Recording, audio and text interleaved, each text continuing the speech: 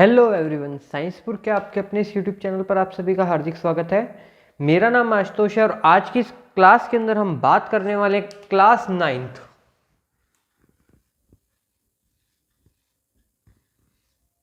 Physics का topic हम करेंगे आज स्टार्ट, जिसका नाम है ग्रेविटेशन। ग्रेविटेशन चैप्टर आपका टर्म 2 का चैप्टर है, जिसके अंदर आपको क्या क्या बात करनी है। इसके अंदर हम पहले बात करेंगे ग्रेविटी के बारे में।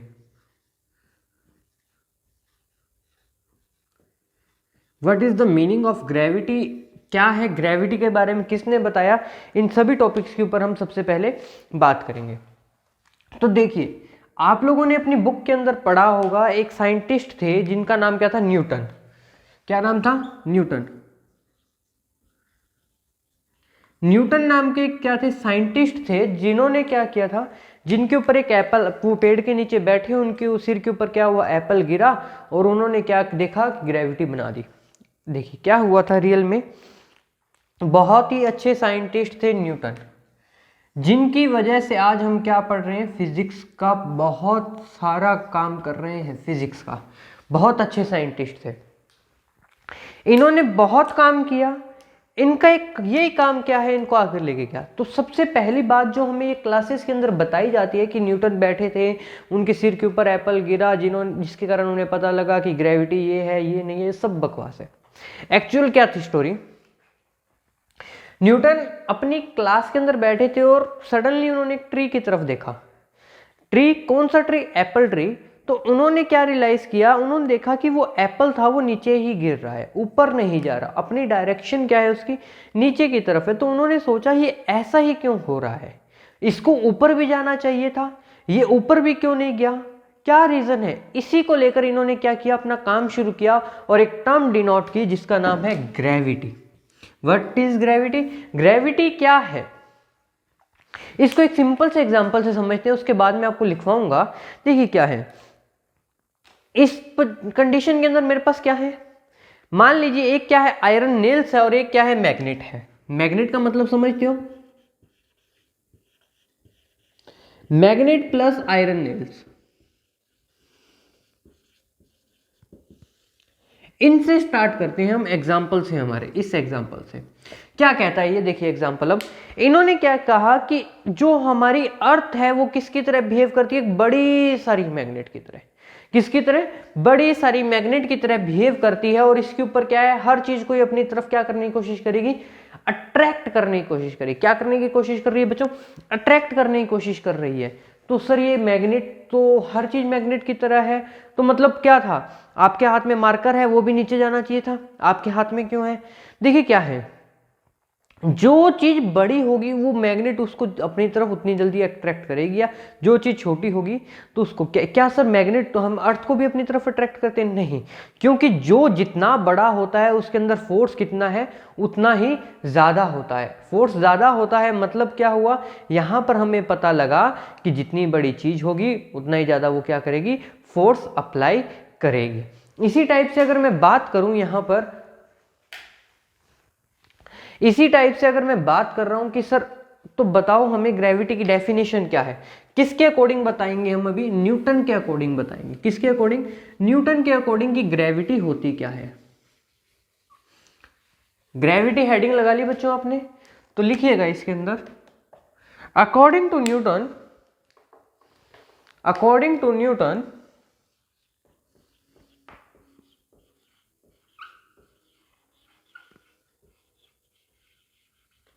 according to Newton, each object in this universe, each object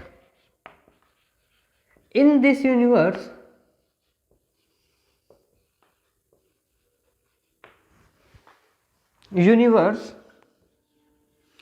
each object in this universe attract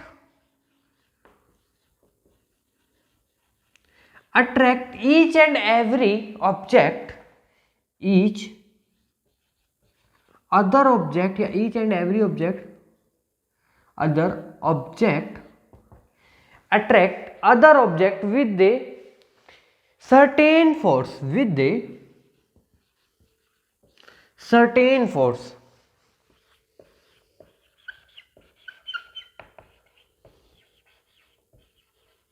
sir अब इसका मतलब क्या हुआ? देखिए ये मान के चलिए ये क्या है, आपकी अर्थ है, ये क्या मैं मान रहा हूं यहां पर अर्थ है।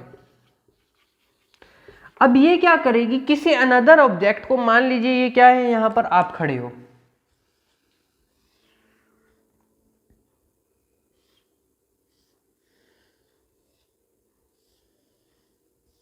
ठीक है, यहां पर क्या खड़े हो, आप खड़े हो इस पोजीशन पर,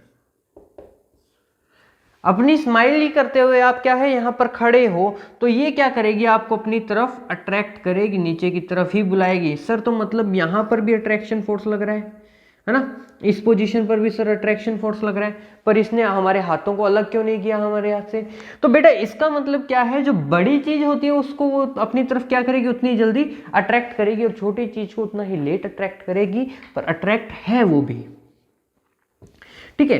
इसी के अकॉर्डिंग अब अगर मैं नेक्स्ट बात करूं तो न्यूटन साहब ने क्या कहा था कि the force which two object, the force with which two object, the force which with which two objects, sorry, with which or which with the force which with two objects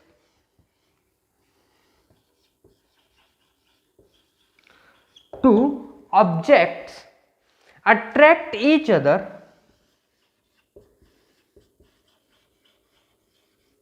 attract each other is called gravitation force, is called gravitation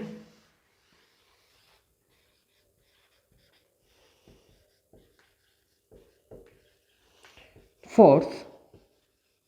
जो force apply हो रहा है objects को क्या है, बांध के रखने में, अपनी तरफ अट्रैक्ट करने में, उस फोर्स को हम क्या कहते हैं बच्चों, ग्रेविटेशन फोर्स। देखिए क्या लिखा है मैंने, the force which with two objects attract each other, this force is known as gravitation force. तो सर देखिए आप क्या कह रहे हो कि वो फोर्स जिसके कारण के दो ऑब्जेक्ट्स आपस में क्या होते हैं, अट्रैक्ट होते हैं। सर ये मार्कर्स हैं, इनको आपस में अट्रैक्ट नहीं हो रही है, तो क्या सर इसके बीच में ग्रेविटेशन फोर्स नहीं लग रहा? लग रहा है बच्चों, पर क्या है कि इनकी प्रॉपर्टीज के अंदर डिफरेंस के कारण कम लग रहा है। उसी टाइप से अगर मैं यहां पर एक मैग्नेट, इसको मान लीजिए आयरन नेल्स है और ये क्या है आपकी मैग्नेट है, इस डिस्टेंस पे पड़ी है, तो आयरन नेल्स की तरफ, मैग्नेट की तरफ क्या होगा, आपकी आयरन नेल्स क्या होंगी, अट्रैक्ट होंगी, क्या होंगी, अट्रैक्ट होंगी, ठीक है। तो इसी को क्या कहते हैं हम लोग, हमारा ग्रेविटी कहते हैं। क्या कहते हैं इस फोर्स को, हम इसी को क्या कहते हैं हम लोग, ग्रेविटी कहते हैं। फटाफट इसका स्क्रीनशॉट ले लीजिए बच्चों, ले लिया, चलिए तो इसको रब करते हैं, फिर नेक्स्ट टॉपिक के ऊपर आते हैं हमारा इसी के अंदर।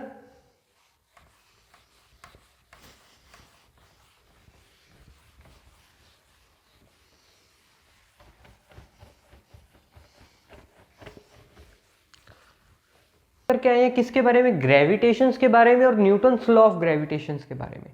तो इसी के अकॉर्डिंग न्यूटन ने क्या किया, ग्रेविटी के बारे में पता लगा लिया, ग्रेविटेशन फोर्स के बारे में पता लगा लिया, पर न्यूटन वहीं पर रुके नहीं। उन्होंने एक लॉ दिया जिसका नाम क्या है, universal law of gravitation.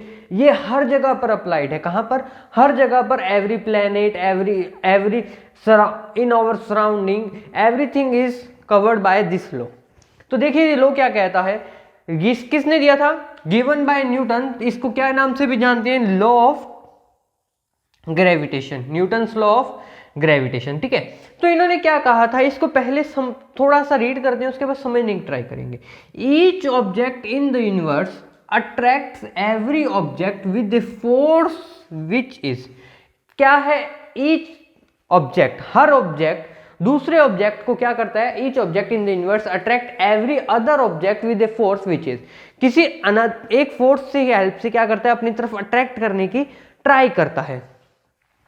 Direction proportional to the product of their masses, क्या है, डायरेक्शन प्रोपोर्शन होती है, डायरेक्टली प्रोपोर्शनल होता है किसके, m1 m2 के, जो मासेस है उसके क्या है, प्रोपोर्शनल है, ठीक है। डायरेक्टली प्रोपोर्शन का मतलब क्या हुआ, जो F है हमारा फोर्स, F को यहाँ क्या डिनोट कर रहा है, फोर्स, और m1 m2 क्या है, मास के दो की बात करें, दोनों ऑब्जेक्ट, अभी इसको समझेंगे अभी टर्म को। Inversely proportional to the square of the direction, किसके इनवर्सली प्रोपोर्शनल है, square of the direction A of the center. The direction of the force is along the line joining center of the two objects. Along the line joining center of the two objects. मतलब कहां से कहां तक, जहां से centre से लेकर जो लाइन क्या कर रही है, ज्वाइन कर रही है वहां तक। इसको समझे थोड़ा सा, उससे पहले आप स्क्रीनशॉट लीजिए। ले लिया बच्चों स्क्रीनशॉट? तो चलिए इसको समझते हैं थोड़ा सा, क्या कहना चाह रहा है इसके अंदर ये। चलिए रब कर दूं इसको मैं, ठीक है।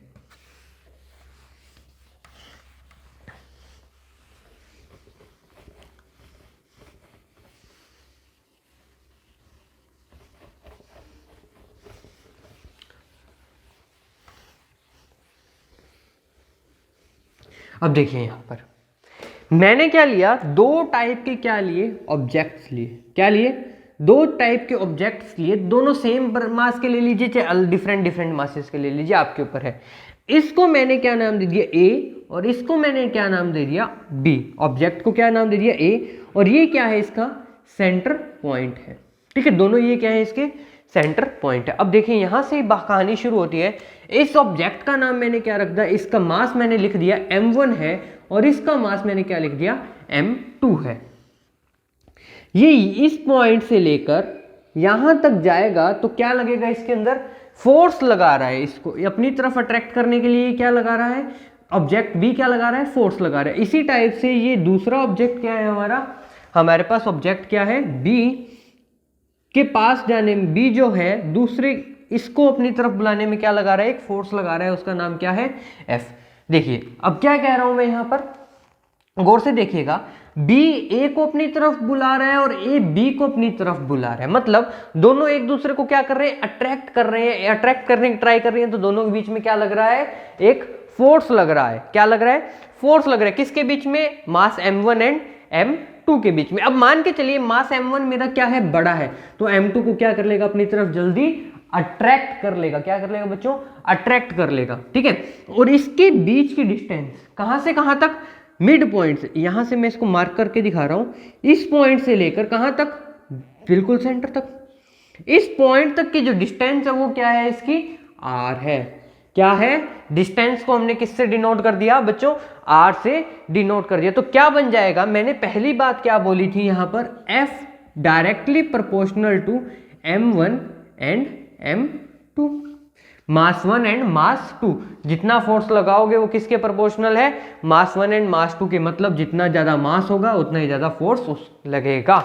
ठीक है, इसको इक्वेशन नंबर क्या देता हूं, मेरी 1 दे देता हूं मैं। क्या दे दिया मैंने, इक्वेशन नंबर 1 दे दिया। और सेकंड के अंदर मैंने क्या किया था, फोर्स जो है किसके इनवर्सली प्रोपोर्शनल है, आर स्क्वायर के, इसके डिस्टेंस के स्क्वायर के क्या है, इनवर्सली प्रोपोर्शनल है। इसको मैंने इक्वेशन नंबर क्या दे दिया बच्चों, मेरा 2 दे दिया। अब डायरेक्टली प्रोपोर्शनल, इनवर्सली प्रोपोर्शनल आपको पता है, मतलब डायरेक्टली मतलब जितना ज्यादा मैं फोर्स लगाऊंगा, जितना ज्यादा मास बढ़ाऊंगा उतना ज्यादा फोर्स बढ़ेगा, और जितना ज्यादा मैं क्या करूंगा, फोर्स बढ़ाऊंगा उतनी ज्यादा हमारी क्या है, जो रेडियस है, वो डिस्टेंस है, वो क्या होगी, बढ़ती घटती जाएगी। ठीक है, जितना ज्यादा फोर्स बढ़ाया डिस्टेंस क्या होगी, घटती जाएगी।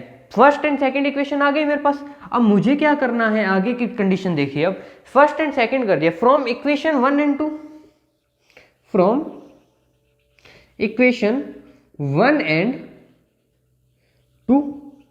अब यहां पर देखिए फर्स्ट एंड सेकंड की बात कर रहा हूं मैं, equation number first and second की बात कर रहा हूं, इसको कंबाइन करके लिख दीजिए, f directly proportional to m1 m2 by r square, f directly proportional to m1 m2 by r square. इसको मैंने इक्वेशन नंबर क्या दे दिया बच्चों, 3rd दे दिया। इक्वेशन नंबर 3rd आ गई मेरे पास। अब मैं यही काम क्या करता हूं, इसको क्या करूंगा मैं, जो कांस्टेंट लगा रहा हूं यहां पर, क्या अप्लाई कर रहा हूं बेटा, यहां पर मैं अप्लाई कर रहा हूं एक कांस्टेंट। इसको थोड़ा सा इधर करके लिख रहा हूं मैं, ताकि क्या आपके लिए जगह बनी रहे।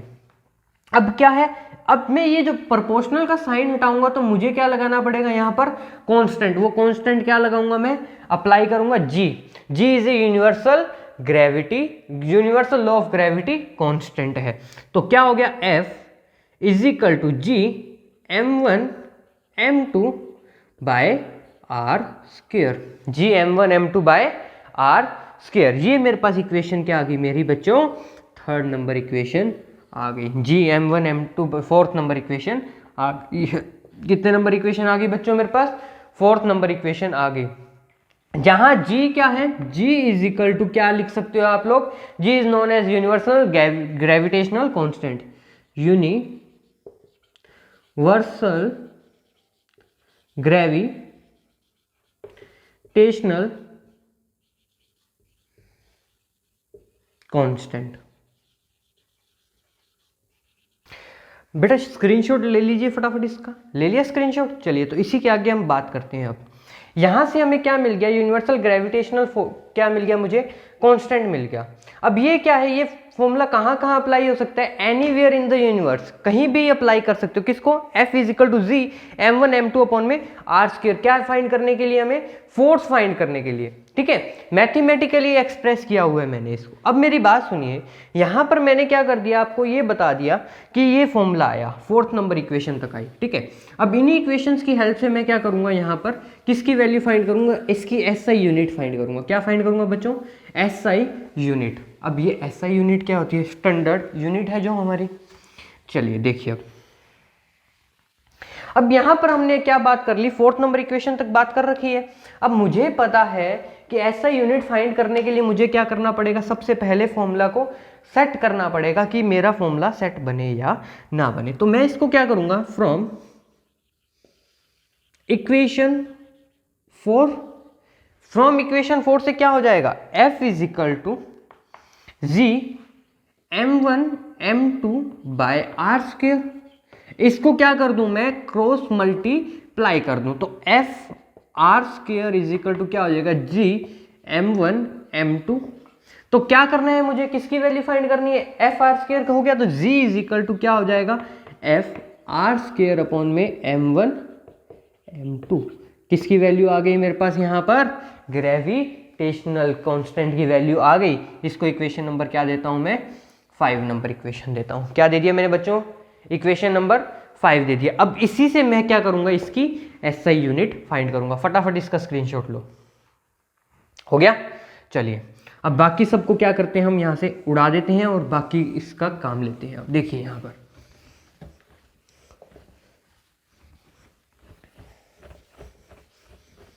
अब यहां देखिए आप लोग, यहां पर क्या है, इक्वेशन नंबर मेरे पास क्या आ चुकी है, 5 आ चुकी है। ये क्या है मेरे पास, ग्रेविटेशनल कांस्टेंट के जो मतलब वैल्यू आएगी उसको फाइंड करने का है। उसके लिए मुझे क्या चाहिए, SI यूनिट चाहिए। तो हर एक की SI यूनिट पता होनी चाहिए।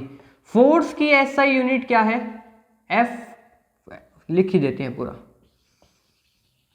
SI यूनिट क्या होती है, फोर्स की SI यूनिट क्या होती है भाई, न्यूटन, जिसको हम किससे डिनोट करते हैं, N से। किससे डिनोट कर रहे हैं भाई, N से कर रहे हैं। उसी टाइप से मेरे पास किसकी यूनिट फाइंड करनी है, अब मुझे डिस्टेंस की यूनिट फाइंड करनी है। डिस्टेंस की SI यूनिट क्या होती है, मीटर। डिस्टेंस की SI यूनिट क्या होती है, मीटर। उसी टाइप से मुझे क्या पता है, मास की, ऑब्जेक्ट के मास की SI यूनिट क्या होती है, मास। SI यूनिट क्या होती है, kg। तो मैं इससे क्या यूनिट निकाल सकता हूं, निकाल के देखते हैं हम लोग। फ्रॉम इसको पूरी की पूरी टर्म को मैं क्या देता हूं, इक्वेशन नंबर 6। क्या दे दिया मैंने, equation number 6। From equation number 6 क्या हो जाएगा, फ्रॉम इक्वेशन 6 से क्या कर लूंगा मैं, G is equal to F की क्या है, न्यूटन, R की क्या है, मीटर, क्या हो जाएगा, मीटर का स्क्वायर अपॉन में kg स्क्वायर। तो G की जो SI यूनिट आई मेरे पास क्या आ गई, G is equal to newton metre square upon में kg का स्क्वायर। ये क्या है, ग्रेविटेशनल कांस्टेंट है जो उसकी SI यूनिट है मेरे पास। क्या आई बेटा मेरे पास SI unit, newton metre square upon में kg का स्क्वायर। ठीक है, तो मेरे पास SI यूनिट मुझे मिल गई अभी इसकी। अब मुझे क्या करना है, आगे मुझे क्या करनी है, इसकी वैल्यू फाइंड करनी है। G की यहां तक तो क्या कर ली मैंने, SI यूनिट। क्या कर ली फाइंड बेटा, SI यूनिट फाइंड कर ली। अब मुझे क्या करना है, इसकी वैल्यू फाइंड करनी है। इससे पहले इसका स्क्रीनशॉट ले लीजिए आप लोग, जिससे आपको क्या है बाद में नोट्स बनाते टाइम दिक्कत ना हो। ले लिया, चलिए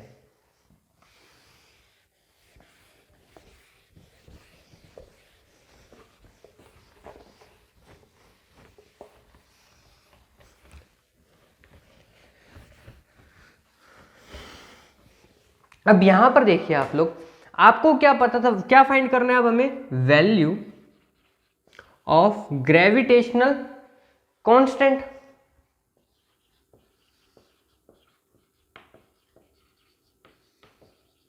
ग्रेविटेशनल कांस्टेंट। अब वैल्यू कैसे फाइंड करेंगे हम इसकी, हमें क्या पता है, F is equal to G m1 m2 by r square होता है। जी m1 m2 by r square होता है। कहां से पता लगा था, इक्वेशन नंबर जो भी थी, थर्ड फोर्थ कुछ भी, थर्ड नंबर डाल दीजिए यहां पर, ठीक है। अब यहां से मुझे क्या करना है, जी की वैल्यू क्या करनी है, जी इज इक्वल टू क्या हो जाएगा यहां पर, F आर स्क्वायर अपॉन में क्या हो जाएगा, F आर स्क्वायर अपॉन में m1 m2 m1 m2 4 number equation डाल दीजिए। अब यहां से मुझे क्या मिल गया, if m1 m2 is equal to क्या है, kg, इफ क्या लिख दूं मैं यहां पर, if m1 and m2 is equal to 1 kg is equal to 1 kg, तो क्या हो जाएगा यहां पर, तो r की वैल्यू क्या है, if r is equal to क्या है 1 metre, if r is equal to क्या है 1 metre, then equation will become, तो इक्वेशन क्या बन जाएगी, अब यहां पर मुझे क्या करना पड़ेगा, यहां पर इनकी वैल्यूज रखनी पड़ेंगी। तो g इज इक्वल टू क्या हो जाएगा, f क्या हो जाएगा, f इंटू 1 का स्क्वायर अपॉन में कितना, 1 का स्क्वायर। तो g इज इक्वल टू क्या होता है, f। g की वैल्यू किसके इक्वल आ गई बच्चों मेरे पास, f के। तो इसी f की वैल्यू कितनी होती है, g इज इक्वल टू क्या हो जाएगा, f की वैल्यू रख देंगे 6.67 इंटू 10 की पावर कितनी, -11 न्यूटन मीटर स्क्वायर अपॉन में kg स्क्वायर। ये क्या है आपकी g की वैल्यू है, जो क्या है आपके लिए मोस्ट इंपॉर्टेंट है। इसको फटाफट स्क्रीनशॉट ले लीजिए। समझ आया कैसे किया मैंने ये, तो हम ये क्या कह सकते हैं, यहां पर ये क्या है, किसके ऊपर डिपेंड करेगा, मास के ऊपर डिपेंड करेगा। जितना ज्यादा बड़ा मास उतनी उसके अंदर क्या होगी, पावर होगी, और जितना कम मास उतनी उसकी पावर क्या होगी, कम होगी। आई होप आप लोगों को ये ग्रेविटेशन टॉपिक के अंदर यहाँ तक का समझ आया होगा। अगर समझ आया, वीडियो अच्छी लगी तो लाइक जरूर कीजिएगा। चैनल को शेयर एंड सब्सक्राइब करना मत भूलिएगा। चैनल को शेयर एंड सब्सक्राइब करने से होगा क्या, हमारी ये वीडियोस क्या है ज़्यादा से ज़्यादा लोगों तक पहुंचेगी, जिससे क्या है जो बच्चे बड़े बड़े कोचिंग इंस्टीट्यूट्स में जाकर अपनी स्टडी कंटिन्यू नहीं कर पा रहे, वो हमारी इन वीडियोस की हेल्प से क्या है अपनी स्टडी कर पाएँ और हमारे देश का नाम रोशन कर पाएँ। इसीलिए चैनल को लाइक शेयर एंड सब्सक्राइब करना मत भूलिएगा। Thank you and have a nice day.